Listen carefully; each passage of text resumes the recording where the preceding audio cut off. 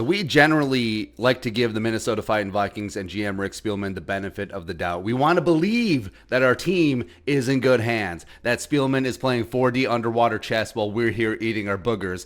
But the way that they've handled the offensive line this offseason makes you wonder. Right, so you cut Riley Reef, who was a competent left tackle last year. He signed with the Bengals for like $2. You don't bring back Brett Jones, who is extremely good, spot starting at right guard for 2 games, and for years has been a valuable interior offensive line backup. You miss out on free agent offensive linemen over and over and over again. And then you don't trade for Orlando Brown Jr., who went to a intra-conference rival from the Ravens to the Chiefs for nothing, for basically a mid-second round pick in terms of value, right? You can't beat that. And don't even land a guard like Forrest Lamp, who wanted to be in Minnesota. They're just like, no. And your big move was re-signing Rashad Hill to pretty decent guaranteed money, by the way, who I like as a backup, but I do not want starting. And then Dakota Dozier, who's one of the worst guards in the league last year. They're bringing him on back. Bringing on back. Great. So what's the plan? And I know the draft. And I believe in guys like Darisaw and Slater and AVT, etc. And the Vikings could and should be in on offensive line early and often. Plus having 2 picks in the third and 4 in the fourth in the meat of this offensive line class is great. But a couple things. A, do you really trust Spielman not to give in to Zimmer and not go defense? Zimmer's like, hey, the cornerback's looking pretty good. B, do you trust Zimmer to actually play rookies, or will ties go to veterans like Rashad Hill and Dakota Dozier? And C, Rick Dennison. That is all. That's the entire statement. And the Vikings could still certainly score in free agency. They'll have around $13.5 million in cap space post June 1st, and around $4.5 to $5 million would go towards the rookies who count against the top 51. Again, which is all that matters for the salary cap for the 17,000th time. Not all rookies will make the top 51, plus they'll take another guy's place on there. So, And so you do have the cash to throw at a Mitchell Schwartz or Eric Fisher if they're healthy. Or Russell Kuhn, who the Vikings nearly had in 2017. He can finally be in purple. Or they can try to revive Trey Turner's career, 5-time Pro Bowler, formerly of the Panthers and the Chargers. Or Nick Easton back in purple. You know that you've reached rock bottom when if Nick Easton is re-signed, fans will rejoice. You'll be like, hallelujah.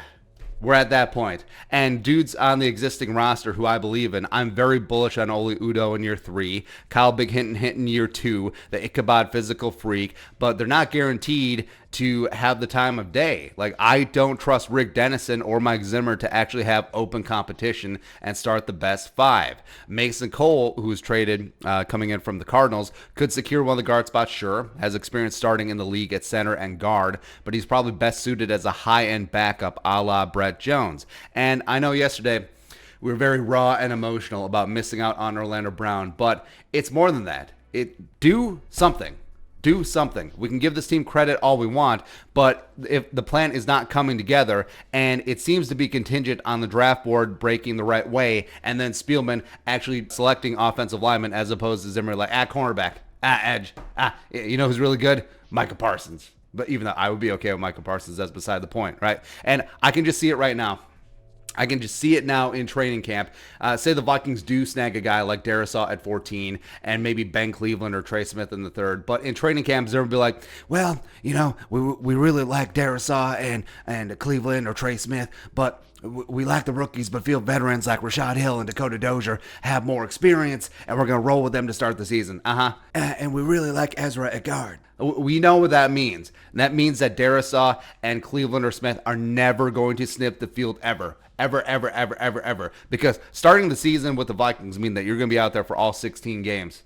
Because Vikings never get benched on the offensive line for piss poor performance. They only get benched after mysterious practice injuries. It's frustrating. Because the offensive line has been the weak link for the Vikings for years, and you have this defense getting back to being elite. Zimmer gets his way. They spent everything in free agency on that defense. And you have tier 1 skill position talent, and Kirk, when he's protected, could be a damn good quarterback. And if the Achilles heel of the Vikings in 2021 is once again the offensive line, there's no one to blame except for Spielman and Zimmer and the entire organization. Because you knew that this was the problem, and you did nothing about it. And then it was like, oh, you know, that thing that everyone knew there was going to be a problem. Oh, that's a problem again. Fire everyone. So this is it, man. The entire 2021 Viking season comes down to the offensive line. So here we are. It's good to have contingency plans. I understand draft guys, but you could have signed a couple dudes in free agency as well. You had the resources. You could have gone out and done it. And I understand.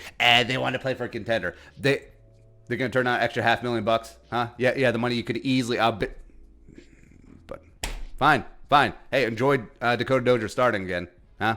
Go ahead. Your thoughts. What's the Vikings playing on offensive line?